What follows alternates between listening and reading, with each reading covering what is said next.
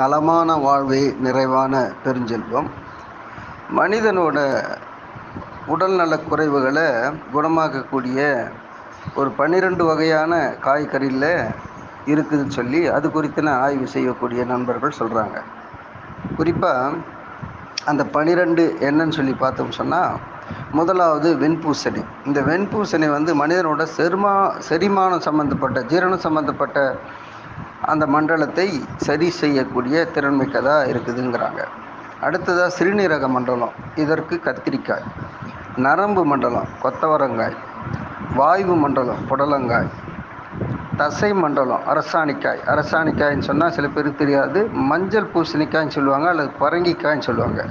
இது தசை மண்டல கோளாறுகளை குணமாக்கக்கூடிய ஆற்றல் மிக்கது. அடுத்ததாக தோல் மண்டலம் கோவைக்காய்.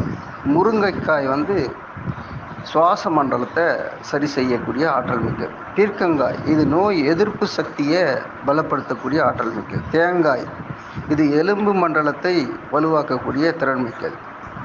எலுமிச்சை பழம், இது நாளமில்லா சுரப்பியை சம்பந்தப்பட்ட அந்த சிக்கல்களை குணமாக்கக்கூடிய ஆற்றல் மிக்கது. வெண்டைக்காய், இது நாளமுள்ள சுரப்பிகளை, அதில் உள்ள குறைகளை நீக்கக்கூடிய ஆற்றல் மிக்கது. வாழைக்காய், இது இரத்த ஓட்டம் சம்பந்தமான பிரச்சனைகளை குணமாக்கக்கூடிய காய். அப்படின்னு 12 காய்களை வரிசைப்படுத்துகிறாங்க. இதில் ஒரு முக்கியமான விஷயம் என்னன்னு சொன்னால், இந்த காய்களை சமைத்து சாப்பிடுவதில் பலன் மிக மிக மிக குறைவு. விரைந்து பலனை நீங்கள் பெறணும்னு சொன்னால், மருந்து போல் செயலாற்றணும்னு சொன்னால், இந்த மேற்சொன்ன 12 காய்களையும் அந்தந்த மண்டல குறைபாடு உள்ளவங்க பச்சையாக சாப்பிடுங்கிறது தான் இதில் உள்ள முக்கியமான விஷயம்.